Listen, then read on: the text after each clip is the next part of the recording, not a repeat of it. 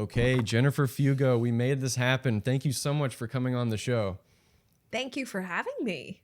Oh yeah, of course. I'm amazed that this is happening right now because in the Really? throes of my TSW. Oh yeah, I'm nerding out right now because I remember being on the couch realizing that TSW was happening to me, and I would just binge your podcast shows. It's where I found out about Julie Greenberg. It's where I found out about Olivia.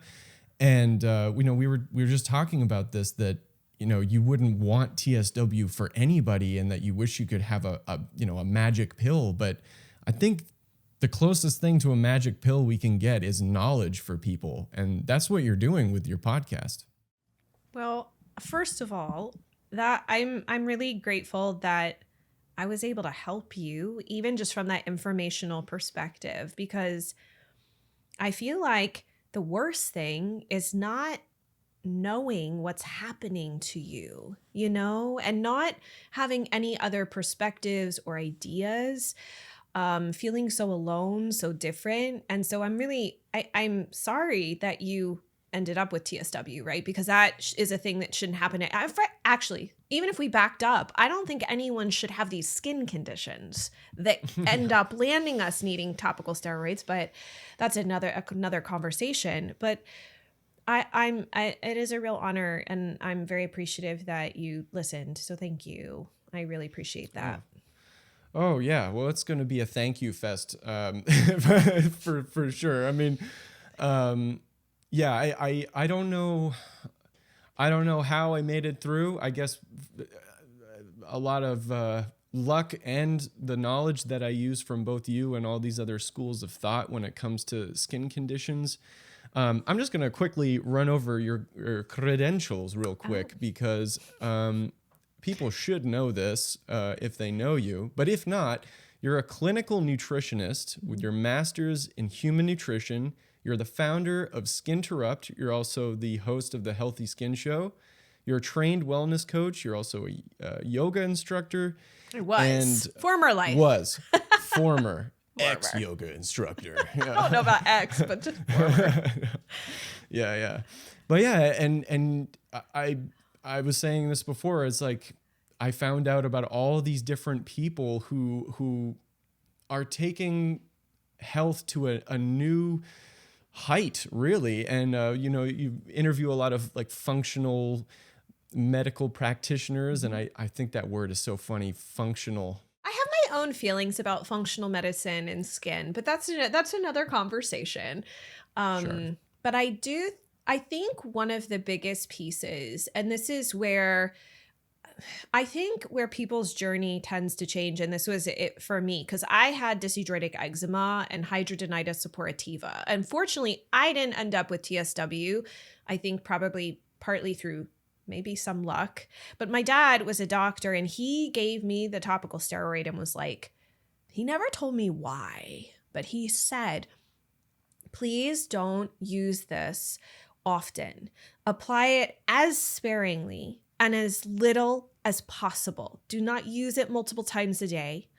And even when I was like clawing at my hands, he was like, you're not using that more than once a day right now. Like even that might be too much. He never told me why, but it wasn't until I think it was I want to say like around 2018, 2019, I had a client who had very severe eczema.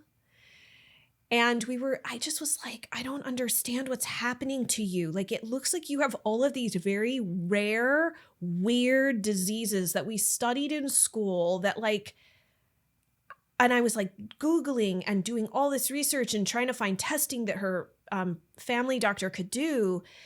And then she came across Brianna's Preventable documentary and asked me to watch it. And she's like, I think this explains everything. And I felt so much sadness. I was excited on one hand that I had something that like this made sense. And now at least I can try my best to help this person. I'm not 100% sure how, but at least I know what's wrong and that it's not severe eczema. But I felt so much sadness because that was the moment I realized how much you struggle and people don't believe you. You're being told and kind of gaslit at times that this is not, no, that can't do that to you. It doesn't have any bad side effects like that. And it was that moment that changed the trajectory of my experience working with people with skin issues, because now I'm like, is it TSW? Hey, what's up, folks? Sorry to interrupt you. JP joining you from the future or the past. Is there a difference? I'm not so sure. Anyways, I just want to say that I really love doing this podcast, and I really hope that it's useful and entertaining to you. If it is, please do me a favor and drop a like or a subscribe or a comment, or maybe all three if you're watching on YouTube. And if you're listening on Apple Music, Apple Podcasts, or Spotify, please, even if it's just one word, diddly-dee me that one word as a review. It would really make my day. It would be phantasmagorical. It would be something to write home about, as they say. So with that being said, I will stop yapping and let you get back to the podcast. Thank you so much. Toodles.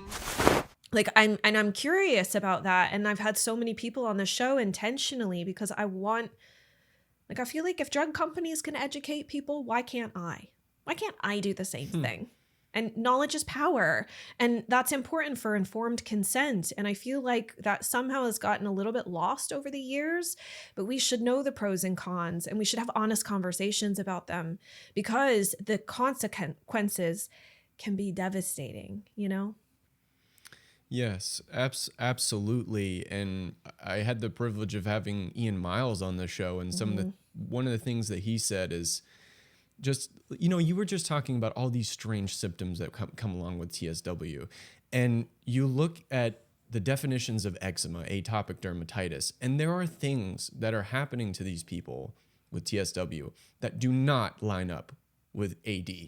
They just don't. And he was talking about how atopic dermatitis was described on papyrus thousands of years ago, and things like zingers and stuff, like they would have written that down.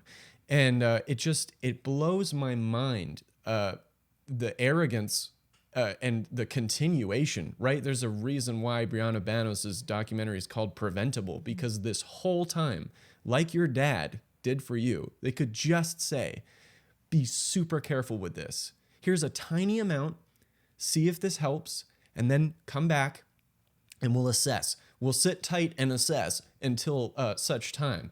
But no, they give you huge amounts of it. And if you really shouldn't be using it that long, why give me a bigger than a toothpaste tube full of it and these weird directions? And I struggle so much with it because it happened to me, and I see all these other people I know now who it's happened to. I struggle with the fury of it because I want to just demonize everybody. But I think there's a really great quote where it's like, few things can be explained with malice. It's more common that they can be explained with incompetence. And I think that's probably what's going on, because if I go back to Ian Miles, one of the first things they did in his study, they found immediately irregularities and differences with atopic derm. And it was so obvious that they got really angry about it. Well, here's the other thing too. I'm not a doctor, so I can't speak to the state of mind of a physician. I did have a dad that was a doctor and a surgeon, so I feel like I might have a slightly better perspective than somebody who doesn't have any relation to a doctor. But there are some people, and I think we could see this across cross sections of other industries, where they learn and are taught what they're taught. Mm-hmm. And there is not this curiosity or drive that someone like Dr. Ian Miles or Dr. Peter Leo, there's that curiosity is, I would love to believe that it's like this inborn thing, but I believe that it's more like a muscle that we can choose to practice and stretch and exercise. And my dad was a researcher and developed some really like crazy cool technologies. And so I grew up with a dad that not only went to medical school and was active in the more conventional medicine system doing like cataract surgery and glaucoma surgery, but he invented this cool technology that was like a cold ablation device. It's neither here nor there, but either way, I got Still to cool. see that process firsthand of constantly being curious. And then how do you apply that from like using this device in the eye to then to the heart to the skin and all these other things? So I had a much different kind of perspective, I think. And so I wonder, I think partly, and it's not to excuse things, but I also do wonder sometimes, like, at what point is someone afraid that maybe their recommendation caused harm? And that's hard for someone to possibly realize that they've caused harm. And I don't know if that's part of the reason that people don't want to consider this. Is there a lack of curiosity around the fact that the medication has existed for so long that there's this sort of assumption that it's safe? I don't know. I can't speak to it, but what I will say is, and this was one thing that was really intentional with like the Healthy Skin show, was the invitation in the door for me is always open to have the conversation. And the moment that you can spark curiosity in someone is the moment of potential that you can truly change that person. They can then ignite that spark in other people, right? We pass along the interest. And I think that at the end, I understand the anger. I understand the frustration. I understand all those things. But I also know that sometimes closes doors down. Exactly. And people don't want to make changes. And at this point in time, knowing like Kelly Barta and all the work that they're trying to do at ITSAN, I think the more doors that can be opened, the more minds that we can ask for even a moment of curious thinking. To be curious offers us that opportunity to be like, but is it really the best way? Is it really safe? Is it possible? I mean, is it possible? Let's think it through. Is it possible that it could be causing harm? So that's just my 2 cents. But again, I have not, and you probably have listeners who might be like, no, that's not the way. And that's totally cool. It's the cool thing that we can have different perspectives on things. I've not had TSW, so I cannot say that from being in your shoes. No, but well, I wouldn't say, oh, I'm not a doctor. Yeah. But well, you're also a human being. You're also a very experienced health practitioner, and you just genuinely care. So your opinion seriously matters. And I'm actually more on this side of the argument. I think I had my time being furious about it.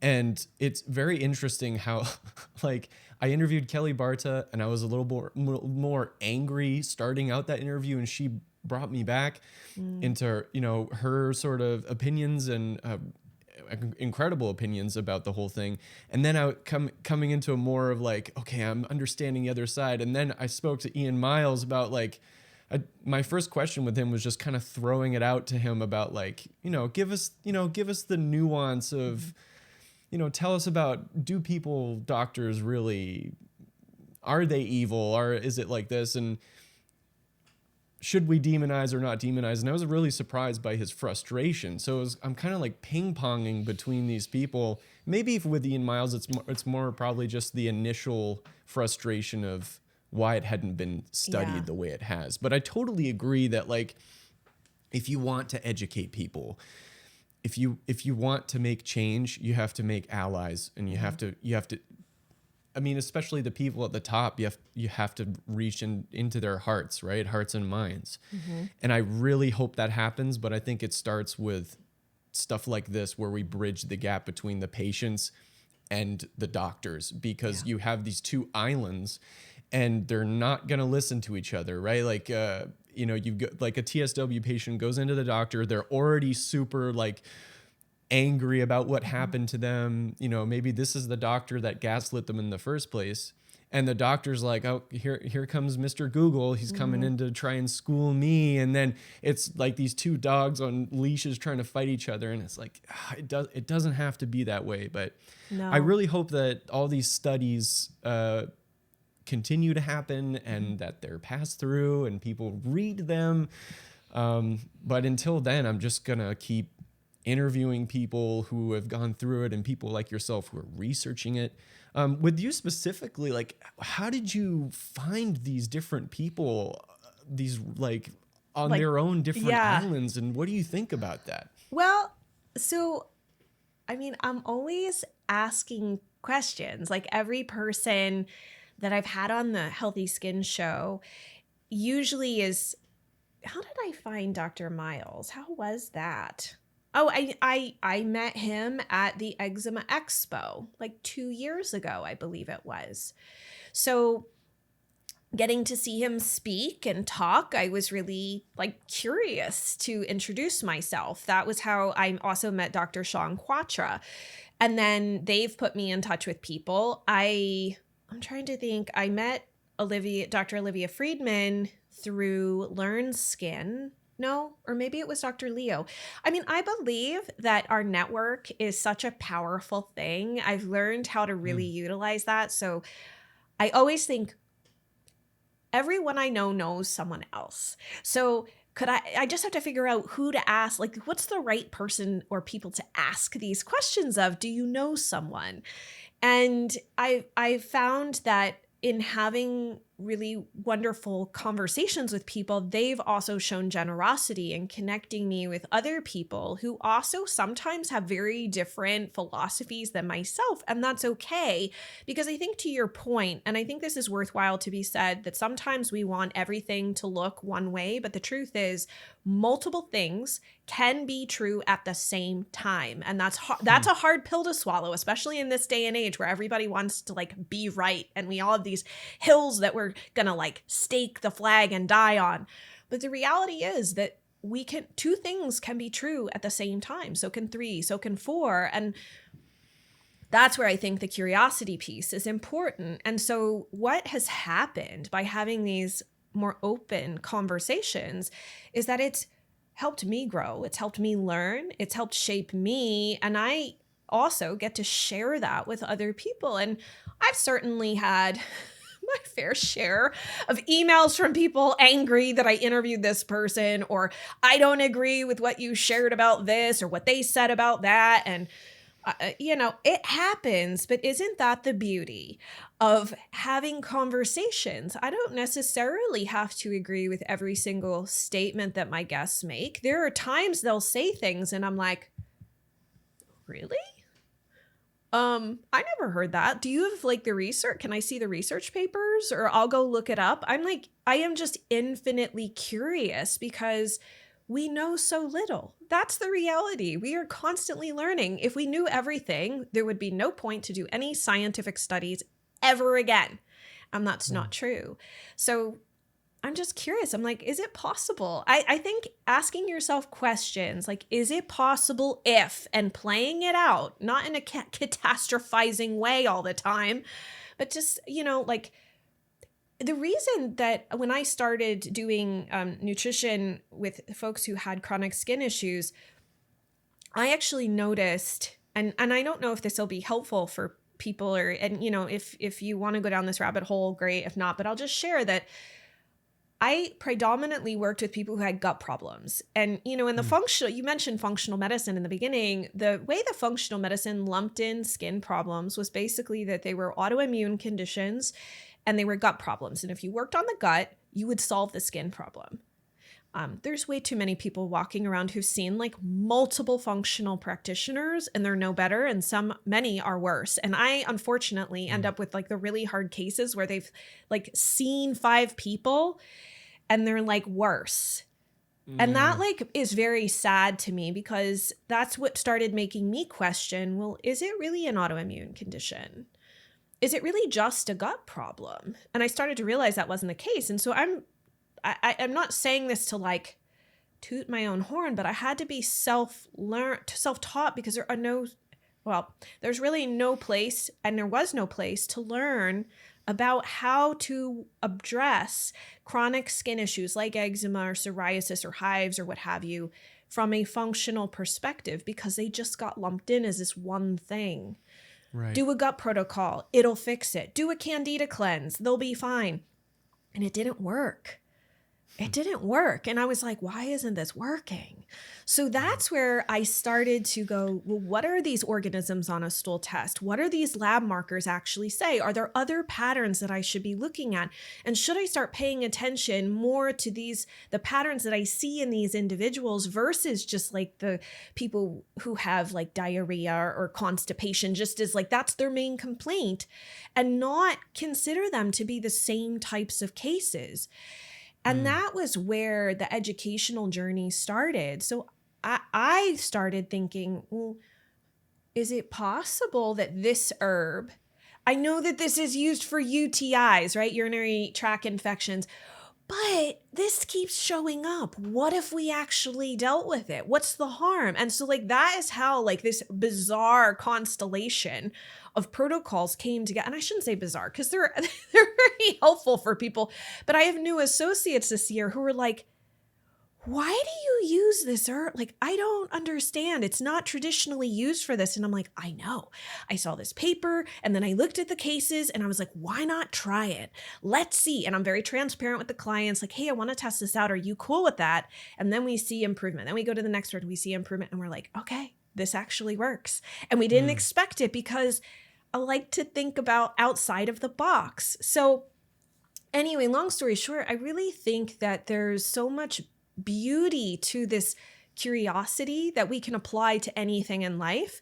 And if we can create and spark that curiosity in physicians who maybe are also a little nervous, as you know, because there's also, to be fair, I've talked to some doctors who were like, yeah, you know, they kind of look, because I believe that topical steroid withdrawal, and they add syndrome to the end of it, is a real thing.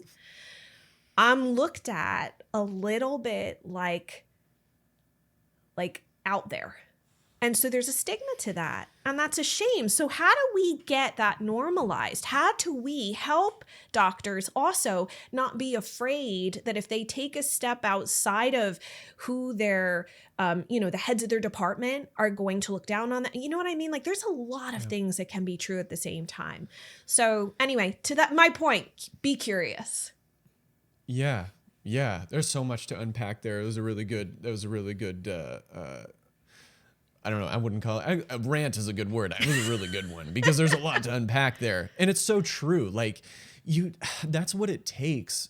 That's what it takes. And for someone to discover new things and things that work is to be curious. Curiosity, curiosity killed the cat, but I don't know, maybe that's like 5 times out of 10. Right. What about the other 5 times the cat was curious? What did the cat find? Probably some good stuff. You know, that's a good point. I'm going to have to look up that saying. I wonder where that came from. Somebody who wasn't studying cats an extra 50% of the time. Or who doesn't want you to be curious.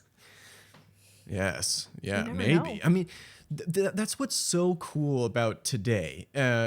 Like this, I like to say that this season of reality this year is just bonkers. I'm absolutely hooked on this season. I don't know who's writing it, but life itself is just, it's wild. There's so much going on right now. There is. And that's what I'm so grateful for. You have all these different people. Yeah, we're on the age of podcasts, but to me, that's a sign of people being curious. That's a sign of people wanting to get off of their phone in the 30-second, click rate and actually spend time being curious, discovering. And if you look in history, it's the groups of people or individuals who looked outside of the box, who maybe were shunned about it time and again, who found the stuff. I mean, from explorers to military units who just think completely differently and success happens to them. And then when it comes to TSW in general, that's one of the things I learned. I spent so much time speaking with the people from the CAP clinic in Thailand, and they have a very specific way of doing things. And for them, it seems successful. But then you talk to other people who have TSW and they're like, well, that didn't work for me. And it's like, so you have to be curious yourself. You have to arm yourself with all of the knowledge and then decide for yourself critically what's going to work for you. Like for me, for example, you know, Olivia, she prescribes topicals for people at certain points. But people from the CAP clinic in Thailand say if you can avoid any topicals, then that's good. We want to do that. So I had to figure out for myself and test out and see. You can't always just follow one person. And we said this in the beginning of our chat before the recording, but I really respected this out of your practice when I spoke with Michelle. Is you turned me away from you guys. You said Olivia would be better for you, not because. Oh wait, hold on. I didn't say she would be better. I just said I want you to talk to her because my gut was telling me that I really felt that you would be better served with her. So that's why I was like, please just go and talk to her. And then you can come back and you can make a decision at that point. But I wanted you to have that other perspective so you could make the decision that was best for you. That was the true intention behind it. Well, I mean, still, it's a class act, I think, because there are a lot of people who, you know, and you talk about all these other functional medicine practitioners who may or may not be, you know, may or may not work for people, and they take people in all the time because they need to make a living. And yeah, that's exactly it. You have to figure that. And I think with TSW, it made so much sense for you to point me towards Olivia in retrospect, because you can try all the different diets and tests and this and that, but the bottom of the line is that you use topical steroids for way too long, and that is the main priority. Is like put that thing out if you can, because. And then after that, you can come figure it out. And sorry, I didn't mean to misquote you earlier, but that is what you said. And I hear this. I'm not a super popular fella or anything, but I do have people who ask me questions, and they're like, "Do you think a carnivore diet's gonna work?" And I'm like, "Dude, I don't think so, man. I think you're just gonna be on fire for a while, and you just gotta just get through it." I mean, that's what the CAP clinic told me, and I was like, what can I do? Can I try this cream? And they were like, you just endure the pain for a couple months, and then we'll get onto it. And unfortunately they were right, because the initial withdrawal is, like, depending on your case, of course, for me it was so intense, so strong, that I wouldn't have noticed if I was eating, 10% more leafy greens in my diet or something. I was dying, right? So that's one of the things. I think you talk about as well. And I mean, you're a nutritionist, and my wife is a nutritionist as well, by the way. And it's one of the things I really appreciate. It comes into the whole ideology, I think, of your practice, is like, we're not going to go too far this way or that way. We're going to take really nuanced approach. I think that's the best way to do it. Yeah, I mean, I think one of the things that I'm a big fan of, so like, obviously I have my own personal beliefs about things, but that's not fair to everybody else. I really like to get to know clients. It's one of the reasons, like, we have a really in-depth form, and there's certain questions that we ask because it's not my job to put my fears on you, right? So for example, and this is a really simple example, like in functional medicine, a lot of functional medicine folks are like super antibiotic or super antibiotic, right? They're like, oh my gosh, if you take those antibiotics, it's going to wreck your gut, and your gut's already a mess.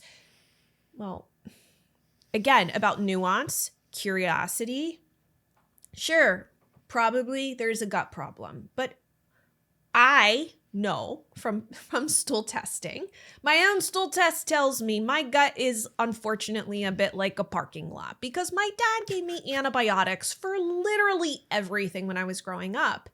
Oh man. But I've had other clients, many other clients, who have similar symptoms as me, but they have so much overgrowth and they've had tons of antibiotics. So it depends. And to sit here and demonize, if you are an individual, and with TSW, obviously you have this compromised skin barrier, so that puts you at a greater risk for like staph infections and whatnot of the skin. You're literally going to tell the person, oh, no, just do hypochlorous acid. You have a terrible skin infection. You're in horrific pain. You can't sleep. Because if you take those antibiotics, it's going to wreck your gut. I mean, for real. Yeah. So I don't ever want to put my judgment. So that's where what I said, informed consent is really important. So let's have an honest conversation about the pros and the cons. You want to do carnivore? Let's talk about the pros and cons. I can do that with a carnivore, the plant-based diet, all sorts of diet, fasting. I saw on, I forget if it's the Itsan group or one of the groups, the Facebook groups I'm in, somebody was like, so-and-so has found the cure to TSW. It's fasting. And I'm like, I mean, I can explain to you why fasting works, not in the way that anyone's thinking it works. I think it actually points to things, but again, that's the thing. We have to address the person in front of us, not just cookie cutter every single approach, because from a business perspective, that's easy, but it's also kind of lazy. Because that means that you're just getting what you did for everybody else and assuming that like your case, JP, is the same as someone else's. And so that was why I wanted you to get the care that was going to be best suited for you. And I felt for you that if you talked to Olivia, you then had like these two different kind of routes to go and you could make the decision that was best suited for you. And I'm so happy that you chose the way you chose. You know, I truly believe that we're not here to endlessly suffer. I do believe that people's bodies are miraculous, but we're only given this one vessel that we have to live in and to take care of. And it also takes care of us. And it's hard when you become so ill, it can fracture that relationship, that trust you have in it. And so, I don't know. I just think that's an important reminder, is that your body's not trying to like do awful things to you. It really wants you to survive and to thrive. And I think we just have to find the right avenue for ourselves with knowing the pros and cons, you know, to find our way back. Absolutely. Absolutely. And that's one of the things that really breaks my heart when people ask me questions is I know what that's like when you're in the doldrums of something as terrible as TSW or even like really bad eczema or psoriasis or something. You just want something. I think we're conditioned to think that you're going to go to a place and they're going to make it all better for you, and you're not going to have to think. You're not going to have to investigate. They're just, you know, and that's what gets us into a lot of these horrible places. I remember when the first time I tried to go through TSW, I tried an eczema diet and you know, it was a really restrictive diet. Like, oh. And oh man, and in retrospect, it probably made things a lot worse. Yeah. And that's one of the reasons why I really wanted to talk to you, because people who are going through stuff like this, they're going to have to think critically. They're going to have to think for themselves. That's one of the things that I believe is in your website is, you know, we're your co-pilots. You know, we're not here to dictate, you know, we're here to work with you. And I think for some people that's a hard pill to swallow when, no pun intended, but when you're in so much pain, you know, it's like you want something to fix you. And there you can rebut this if you would like, but as far as I'm aware, there is no cure for TSW. And anyone who says that there is, I'm pretty skeptical, right? You know, it's like going to a doctor and saying, you know, I broke my leg yesterday. Am I going to be all right to run tomorrow? You have anything that's going to fix me up for tomorrow? It's like, sorry, buddy, you're going to have to put a cast on and that bone is going to have to heal. It's like after years of a really, really damaging habit, it's going to take some time. And for people who are watching this, I might look normal because I got this light on me and stuff, but you know, you don't see the other half of my body. You know, I'm not 100%. And oftentimes it's still very painful. I have a long way to go. But if you can investigate properly, if you can work with someone like yourself, Jennifer, Olivia, or Dr. Julie Greenberg, you can get to a point where you are certainly a lot better because of these things. It breaks my heart, and I wish there was more. Well, JP, I will say too, if you want to know what makes me angry, the claims of cures make me angry. Because there is no cure. And so when I went to school, we had to take a whole course on how to read research. And like when Dr. Miles published his study, so I spent 3 hours on my carpet in my office with my textbooks open. I printed out the study because like I'm of the generation I prefer to like books and papers and write things, but that's neither here nor there, but that's how I am. And so I look like a mad scientist with all this stuff spread on the floor, trying to make connections to things. And even I think in the interview, I held up like this sticky pad with all of these things that I was drawing out to understand the kynurenine pathway and like it was like, this was in my textbook. This was in my textbook when I was in grad school in 2014 that showed that corticosteroids upregulated the kynurenine pathway, and I never noticed it until his paper because like, at the time it wasn't important. I had no clue about TSW in 2014. I didn't know that I would even be in this world. Like I had no clue, and there it was in my textbook. And so, you know, that's what makes me upset is that unfortunately, there is not a lot of research currently. That makes me upset. But then again, when like you look at eczema research, right? And it was like at this very low level, look pretty flat with kind of zero, not much. And then all of a sudden they found some and they were like, oh, wait a minute, Dupixent. And it went through the roof, right? Because pharmaceutical companies have all of the money to do this research.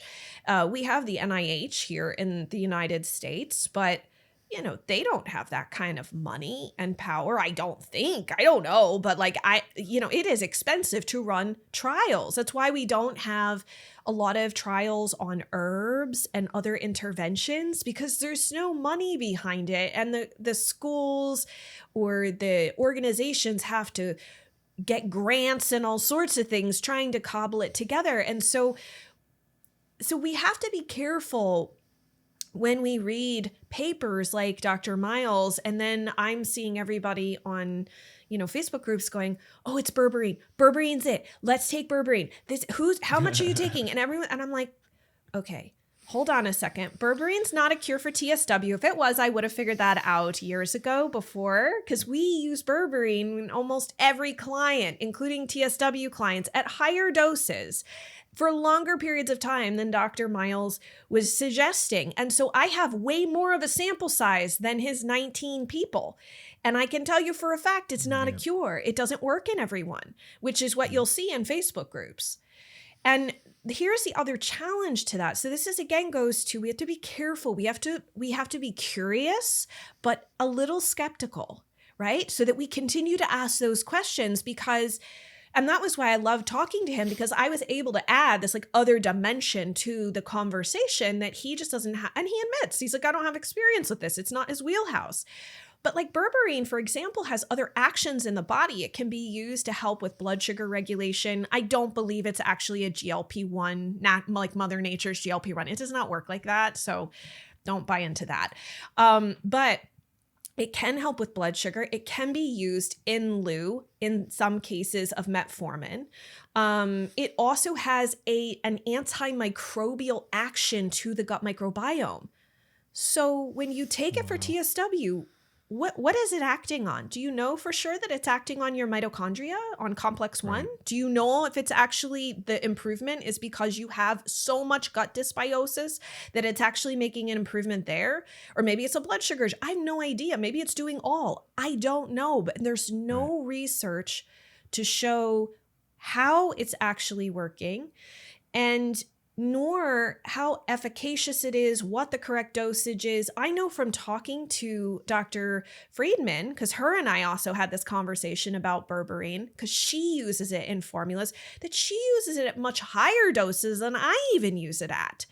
So, I mean, I'm grateful for that study from Dr. Miles, because it was like, I think it was a really great step, but that's what he says. It's a first step. Yeah. And so to say like, we found it, or fasting is I was so angry when I saw that. I'm like, you are making a claim. So there's this whole concept in like research that it's the sample size. And so they'll say like N equals the number of participants. So like in Dr. Miles's study, if there was 19 people, it would be N equals 19. Well, N equals 1 is a really tiny sample size. You cannot claim a cure because it worked for you. Unless it's repeatable over and over and over and over again, it's not a cure. It's a theory. It's an idea that you have. And fasting, if you want to talk about fasting, we can talk about fasting. We can talk about whatever you want in terms of diet. But I just want to caution, like a healthy dose of skepticism when people start claiming that they found the thing or the cure. That makes me angry because it instills false hope so that when it doesn't work, it sets you up to feel like you failed. It was something about you that you're so broken, right? Because this makes you feel broken, that it's just like an insurmountable thing. And that's what I want for anybody listening. Please be cautious of how you share what has helped for you, because what works for you is not going to work for everybody. And that is the reality. Yeah. Yeah. It's wild out there. It's the Wild West.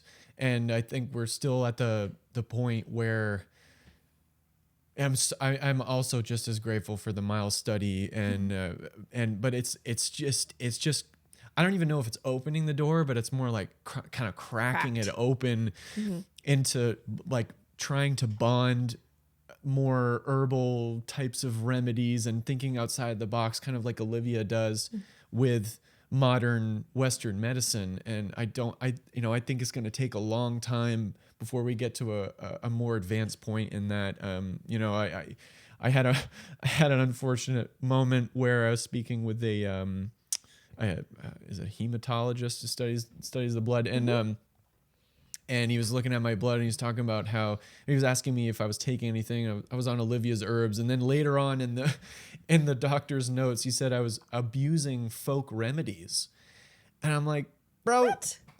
Man, like I paid like thousands of dollars to get to this appointment and like, I can't show anything for it, but I spend this amount for Olivia's herbs and I've seen so much improvement. And, I don't see that respect for the balance of what being a biological being is.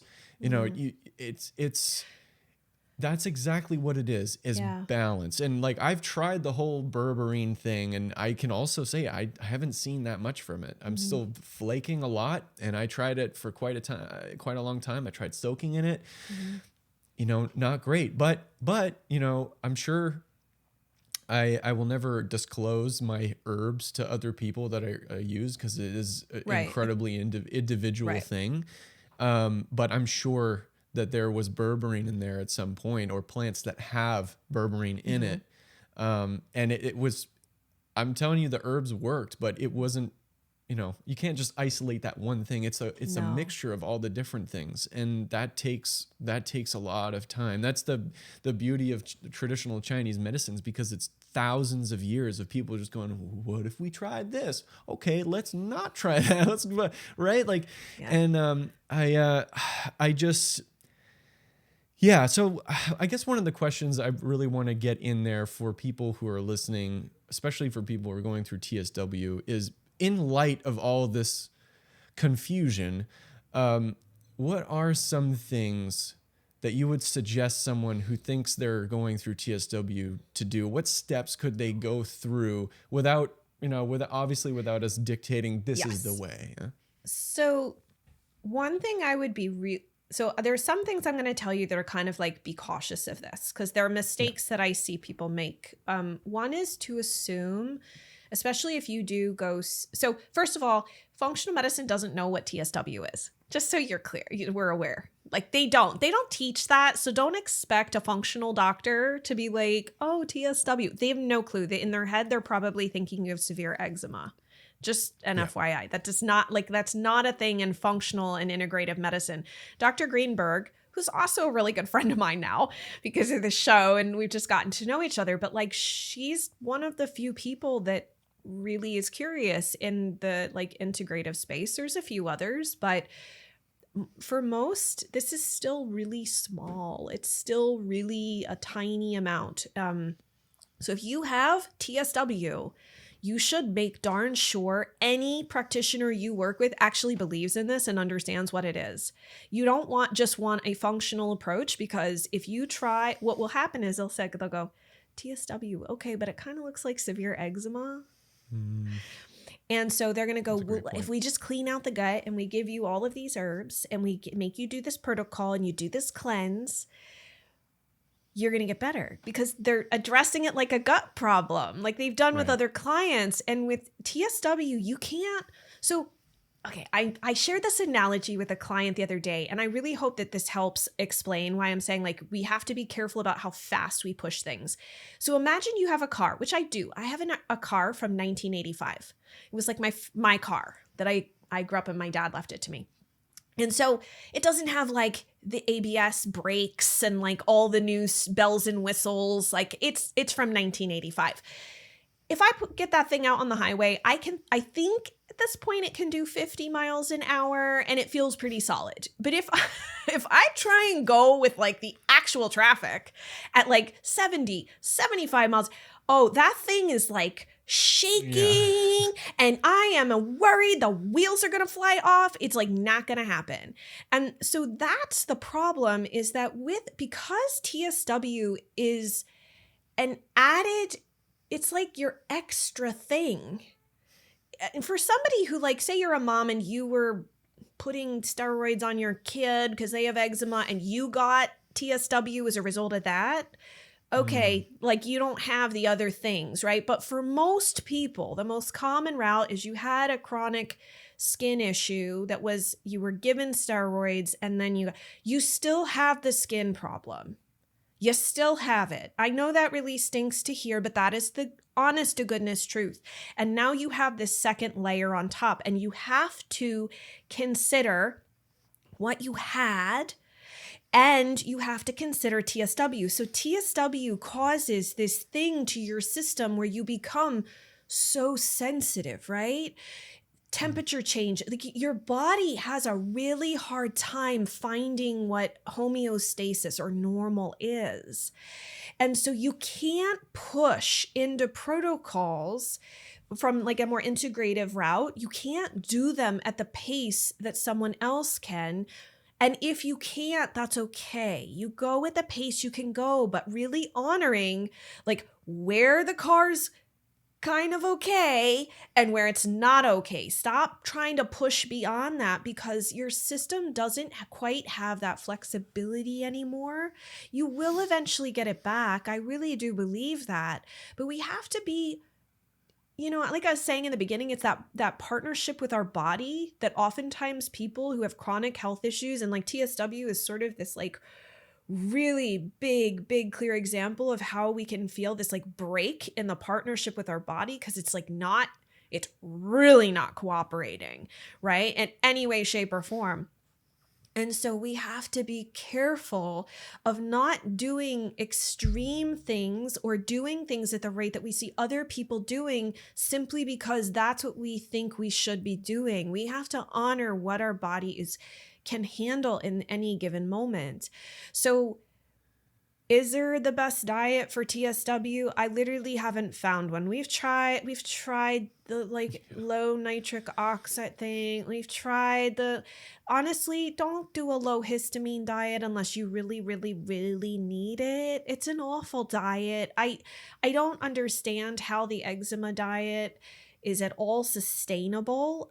We want to be very careful about taking foods out and taking recommendations from listen, I get wanting to help. Listen, I want to help people. I put stuff out on the internet all the time, but like I also put the caveat, like, please be careful because, for example, if you take too many foods out, you can become reactive to them, especially if you weren't before. And there's this added challenge that when we limit our diet, we limit diet diversity. Diversity of the diet helps dictate how diverse our gut microbiome is. You also limit nutrient diversity. So the smaller the diet, the more restrictive it becomes, the less nutrients you are taking in. So if you do that, you really do have to be good about supplementing because we are a nutrient consumption factory, not a production factory. And this is not in everyone, but some individuals can develop IgE allergies, even to the point of needing an EpiPen to foods they never reacted to at all, like eggs, dairy. So when somebody's like, oh, these foods are all inflammatory, that's not true. That is 100% untrue. And that's based in this like nonsense that was created in the functional medicine space that I would ask, right? It's about getting curious because this was part of my journey because I used to subscribe to all of that. If you can't tolerate them now, why? Why can't you tolerate them? Like if you were able to tolerate them 5 years ago, 2 years ago, for like most of your life, why all of a sudden can't you? And we could very easily go, oh, it's because of glyphosate. It's because they homogenize, because they pasteurize, because they do all these things, because the chickens are like not let outside. Like we can explain away. But like at the end of the day, look at other people. I'm not saying that like the normal person is the pinnacle of health. But is it really because it's so inflammatory? Is there something else going on in you that has caused this inability to be able to break down and assimilate the nutrients out of the food? That offers better solutions than being like, I can't eat this, can't eat that, can't eat that. And we're cutting. Let's figure out what caused the problem in the first place for you. It's not to justify going to eat McDonald's. I'm not saying that.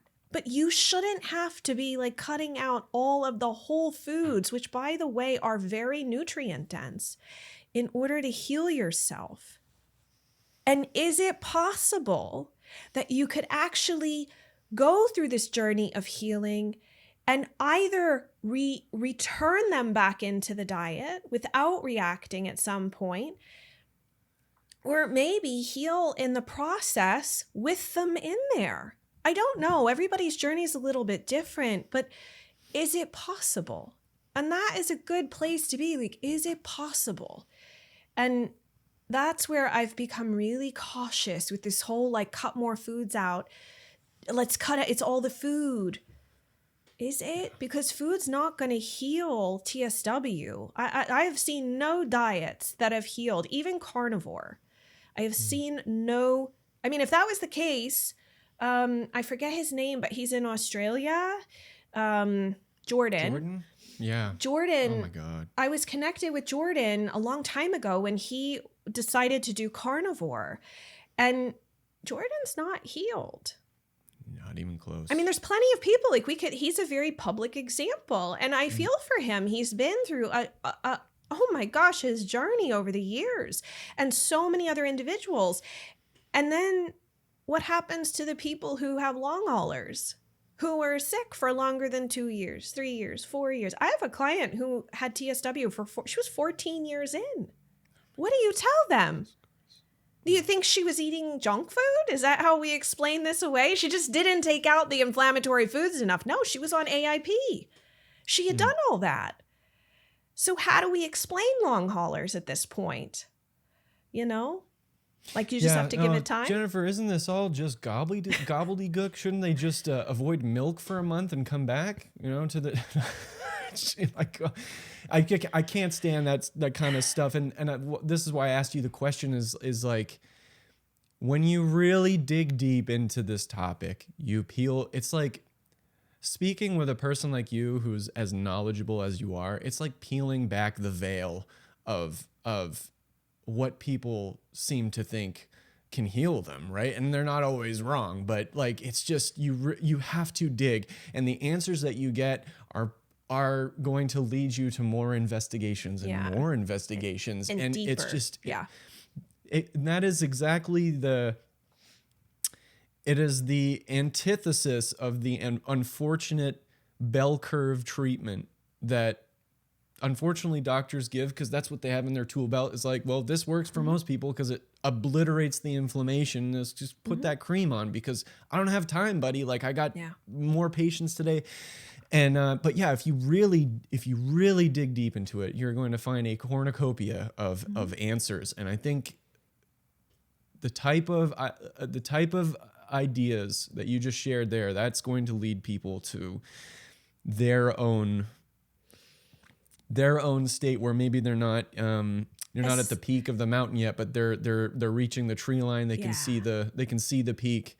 Do you want to say anything else before we move Can on? I share a couple of things that I do think would be helpful to consider? Yes. So one thing is I would really seriously consider nervous system regulation, because folks with TSW, and this was like the cool thing, the insight that I got from Dr. Miles' study is that going to say that the potential for how the kynurenine pathway, specifically quinolinate, I think is the name, could impact the brain. And so I got, out of all of the topics that we touched on, that conversation in our conversation on my show, that got the most emails, because people were like, thank you so much for explaining as to why I don't feel like myself anymore. Like I don't emotionally feel like myself. And I'm very, like some people who felt very emotionally dysregulated, that helped explain to them that this just wasn't them being crazy. Like there could be an actual physiologic thing happening. And so while I don't know the exact solution of how to fix that, again, not a doctor, not a psychologist, not a therapist, I do think nervous system regulation is so important, because when we don't feel safe, right? And especially we feel traumatized. Like this is what every client has told me. I'm afraid to go back to doctors. I feel that they're going to gaslight me. We're going to have a bad relationship. They're afraid of like leaving the house, going on vacation. Like the world becomes very, very, very small and narrow. And I don't know that it's necessarily going to improve the quality of your skin, but the less energy that is fed into this catastrophizing, like I don't feel safe space, could be put into healing. And so anything that you can do, be cautious of the things that you consume, and use appropriate outlets, like talk to a therapist. You can do EMDR to help, do trauma work, because this is traumatic. It's highly, highly traumatic. I would almost say that any person who has gone through TSW has a big T trauma. I would consider this a big T trauma. And I would also argue, I know like there's no solution to the sleep issue. I know it's very difficult, because usually sleep gets dysregulated and you have all of these like problems with your skin being super itchy and zingers and all sorts of things, being just like highly uncomfortable. But from a clinical nutrition perspective, I would really seriously invite you to look at your gut function, because I can speak to that. Looking at gut function, making sure that what you're doing in terms of being able to have a healthy bowel movement 2 to 3 times a day, like the healthy brown snake, would be a really important thing to do, and adjusting your tools, whatever those look like. So whether you're using magnesium or aloe juice or something to help you have bowel movements if you're constipated, especially if you're constipated, or addressing like more softer stools or diarrhea is really important. Supporting your digestive enzymes at the least could be helpful to make sure that your body has the capacity to break down the food that you do eat as best as possible. It's not going to be perfect, but it's something. Making sure that you are getting sufficient amounts of protein. I used to say before it was like 70 to 80 grams. I'm like on the higher scale. That's where I started like 4 or 5 years ago. Now I'm up by, I think you're probably looking at 100 to 120 grams of protein a day. And if you have to do that with collagen powder and like protein powders to help as supplemental to really get that boost up there, please do that. Try to keep your diet as varied as possible. I understand that as you go through the journey, your diet may ebb and flow. There may be times when you feel better eating certain things versus others. That's okay. But if you do cut something out, try to reintroduce it as soon as possible within several months. It seems to be this like year window of leaving things out, specifically the top 9 allergens that is most problematic. And I would just say too, like, I do think it's worthwhile to consider what's going on in your liver, specifically phase 2 liver detox, which I have a number of episodes on the Healthy Skin Show about. Again, you have that original problem, that original issue or issues that drove the inflammation that surfaced as eczema, psoriasis, rosacea, whatever, is still there. And I do think that that is likely what is behind a lot of the long haulers. Because we're assuming from the earlier folks that had kind of blazed a path in raising awareness, kept telling everyone that if you just get through it, you just give it time, you're going to heal and everything's going to be gone. And that has not been the story for many people. And I actually have a lot of clients who've gone all the way through TSW and they're right back to where they had eczema before they went into TSW. So TSW is gone, but now they have eczema again or psoriasis again. So I think we can't forget that other piece that may be required to be dealt with. And so if you're wondering like I love the fact, JP, that you went on your own journey, you allowed yourself the opportunity to do the thing that was best for you. And if you get to a point where you're like, I'm kind of coming through this, I feel like I'm towards the end of my TSW journey. And yes, there is a point where you'll feel like, and you'll know, like I'm noticing a lot of the pronounced TSW symptoms have kind of subsided, but perhaps you still have more of a eczema or psoriasis or whatever picture that was kind of there before. You kind of know where you are. That's then the opportunity to go, okay, now I'm going to start digging into the underlying root causes of inflammation driving this condition. And I think at that point, you can do them at the same time, but I just think that the priority when you are in TSW has to be to stop the really severe life-altering symptoms of TSW rather than trying to outrun it by just like healing your gut.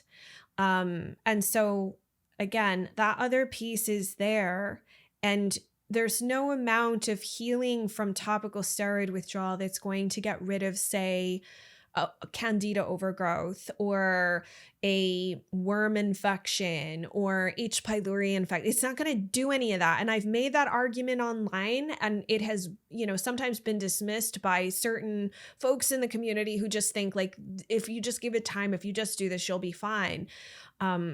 So I just hope that this provides some insight, and I love that there are shows like yours that are making this information available to people so that they can connect with it and know that they're not crazy, that there are absolutely things that they can do, and that healing is possible and it's not linear.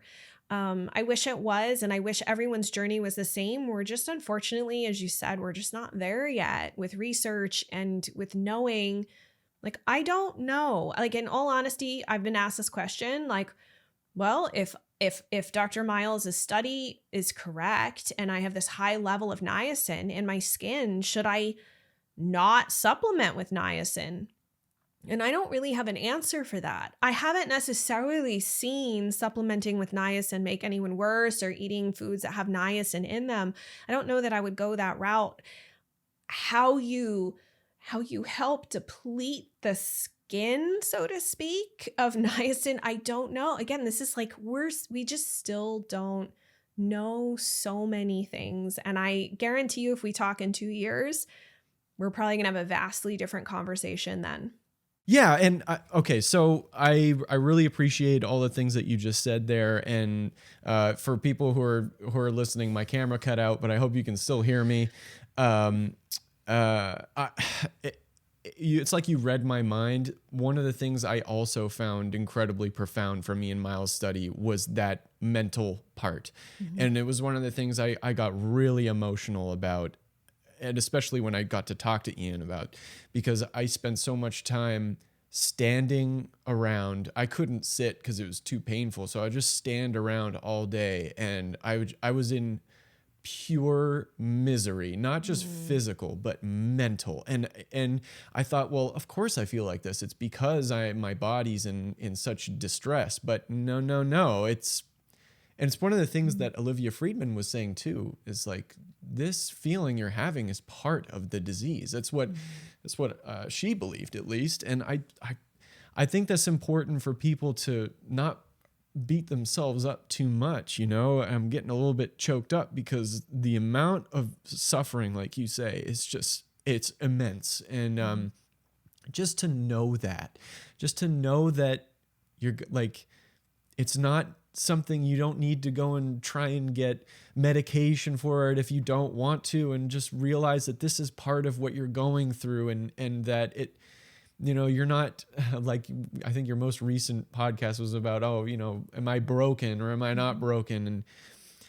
And, just give yourself a break. For me, I just focused on getting up every day, eating my mom's great food, just eating and looking forward to each meal, and getting through the night. And if you can just keep getting through that and find a good practitioner who knows what TSW is and they're practiced at it, you will get to a better place. And again, I'm not saying I know the cure. I don't know the cure. I don't know if there is one. But there's enough people out there that you can get started. And I don't think there's enough for everybody right now. It's disproportionate to the people who I think are suffering from this, but the amount of progress we have gotten in this field in the last several years because of people like yourself and Kelly Barta and Friedman and Greenberg is amazing. I'm sure so many people have gone through this without even knowing it. And I'm just grateful to be alive. And I think that if people out there who think they're going through TSW, if they can find a buddy who is also going through it or has been through it and can just listen to them or give them some sort of advice, or to be able to talk, like, I hope you know this, Jennifer, but just speaking to someone like you is healing in itself, because you're validating what someone is going through. And there's so much hunger from people who are going through TSW, just to have somebody say, yeah, I understand. You're not crazy.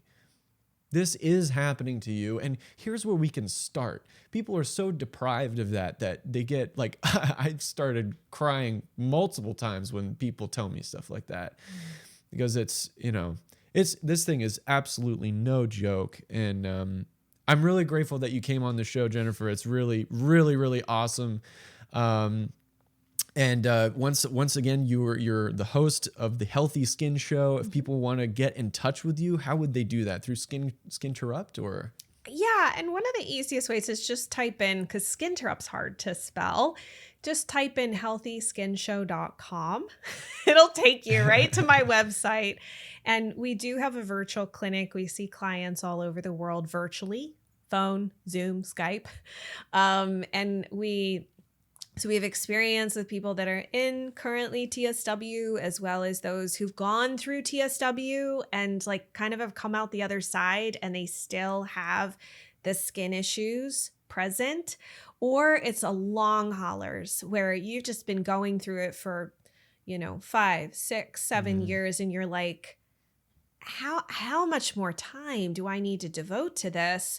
That's where you want to, as I said, that's where you want to start really going, okay, I got to look under the surface and see what's driving inflammation here that's perpetuating this. So that we have a lot of experience with that, and doing the right types of testing and whatnot, and advocating for clients, especially when it comes to their doctors, to ask for testing and whatnot. So we try to be as great of a resource, and we have group calls and all sorts of things so that people can feel like they're a part of a community. And I just keep going. I get up every day and I'm just like, what's the next person I can interview? What's the next thing I can do to try and hold space for I don't want to give up, I believe that we can heal. And to your point, and I know it doesn't feel like it when you're in it, but I'm constantly reminded of the idea that, a diamond doesn't start out as diamond. Right? It starts out as a piece of coal, and it's not to suggest that the piece of coal is worthless, because it's not. It is a powerful energy source. But we transform through really, really big challenges in our life. And I know that, depending on where you are, you might be like, listen, I didn't need this big of a challenge. But you never know what you're going through, how it's going to transform you in very powerful ways when you're willing to. Any person that has gone through this, I have so much respect and love. And in all honesty, I don't know it from a personal journey, but I can know it from being, like you said, a co-pilot with others on their journey and having friends in the TSW community. So know that you are powerful beyond your own, what you believe your possibility is right now. And I know that you might not feel like you have a lot of bandwidth, but I'm telling you, just keep on going. Keep on going every single day. Yeah. And if you need help, there are people out there who can help you.